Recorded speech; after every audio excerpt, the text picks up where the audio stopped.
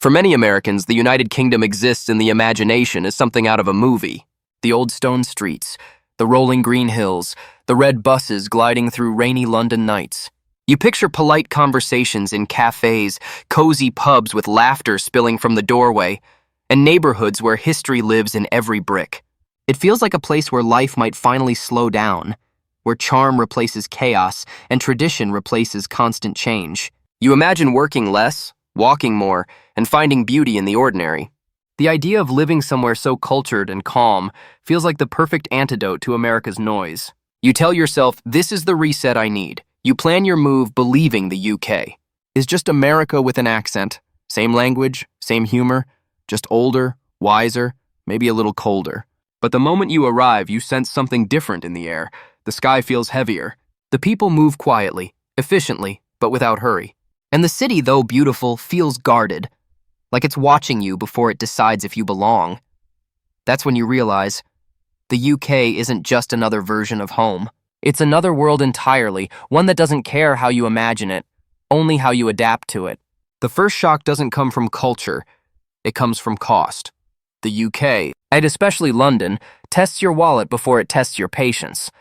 Rent alone feels like a luxury tax. You see rooms the size of closets renting for what a full apartment might cost back home.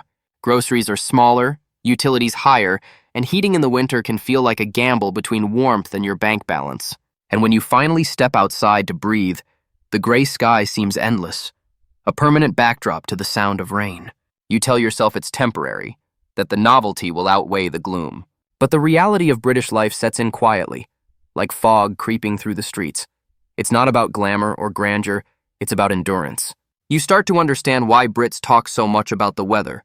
It's not small talk, it's survival talk. Then come the little things, the paperwork that takes weeks, the systems that move at their own pace, the customer service that sounds polite but often means no. Nothing in the UK moves with American urgency. Time stretches differently here. You can't rush it. You can't demand it. And for Americans used to instant results, that slowness can feel like a wall closing in. That's the first lesson. The UK runs on patience, not speed. And patience is something most Americans forget they ever needed. Then comes the invisible barrier, the cultural wall. At first, you don't notice it. Everyone seems friendly, polite, even warm in that restrained British way. But the longer you stay, the more you realize that warmth doesn't always mean welcome. The British way of communication is layered, subtle, coded, often the exact opposite of what's being said. That's interesting might mean they disagree completely. We must get together sometime could mean never. There's a quiet dance to every conversation, a politeness that masks deeper feelings. And for Americans who speak in open emotion and direct honesty, that subtlety can feel confusing, even cold.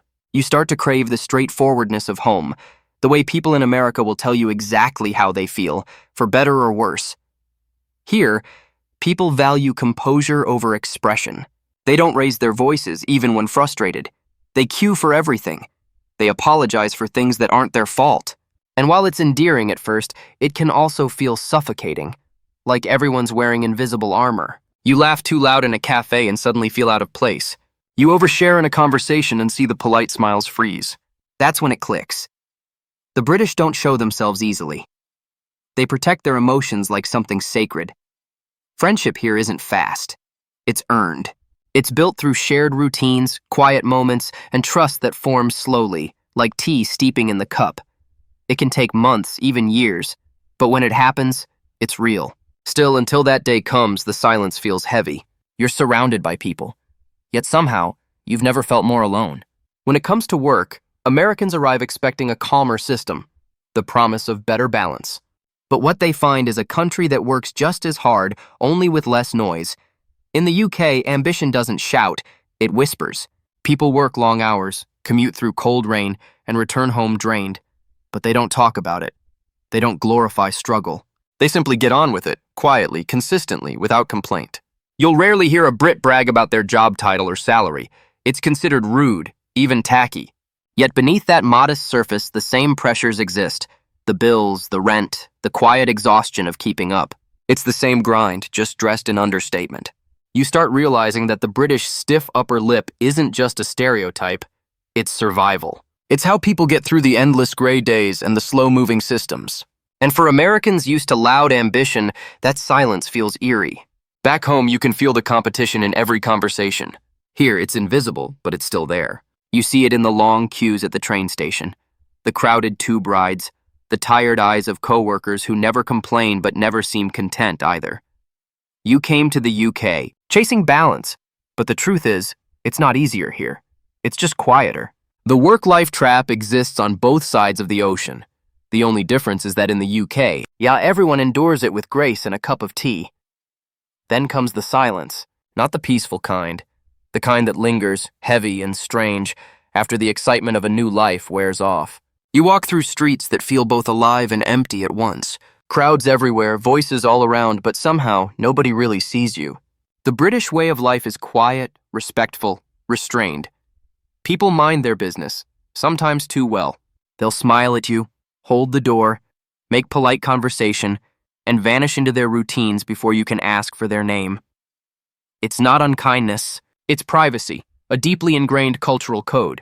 But for an American used to spontaneous friendliness, the lack of warmth feels like rejection. You miss the easy banter with strangers, the shared laughter with coworkers, the neighbor who waves every morning. Here, connection takes time. Friendship is a slow burn, not a spark.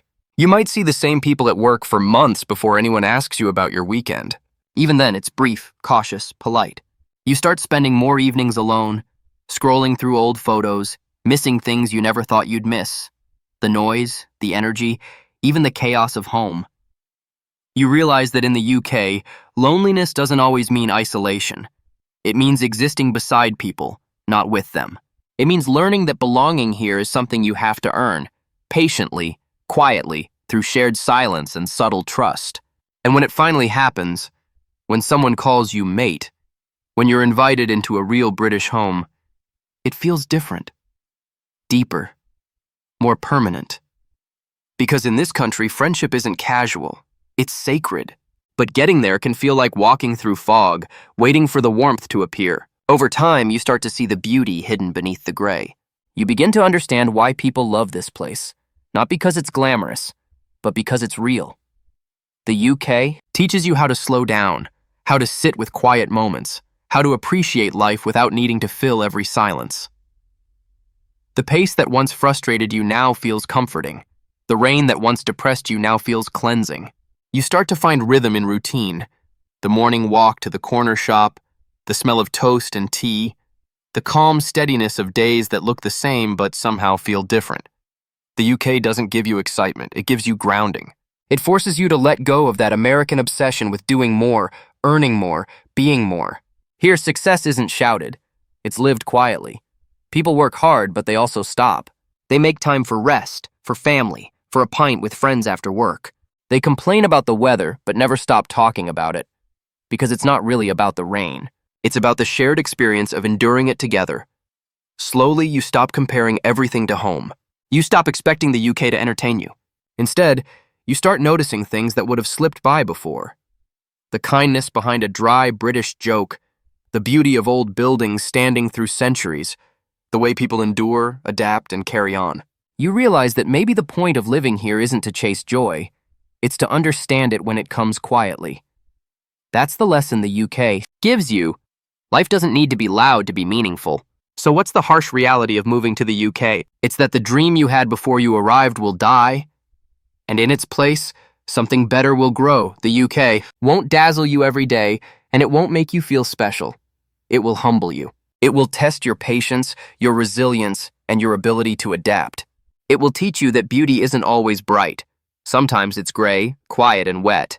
It will show you that happiness doesn't come from excitement, but from stability. It will make you feel invisible before it helps you find yourself again. For many Americans, that's the hardest part. We come from a culture of constant validation, of loud expression and endless ambition. But the UK doesn't feed that part of you. It silences it. And in that silence, you start hearing yourself more clearly. You start appreciating things you once overlooked: peace, privacy, depth. The UK isn't here to give you a fantasy. It's here to give you perspective. And if you can endure the cold, the quiet, the long gray months, what you find on the other side is something extraordinary. A life that feels real. A rhythm that feels sustainable. A version of yourself that isn't always reaching, but finally, just being. That's why, for all its challenges, so many who move here never leave. Not because it's easy, but because it's honest. And honesty, in a world full of noise, is rare.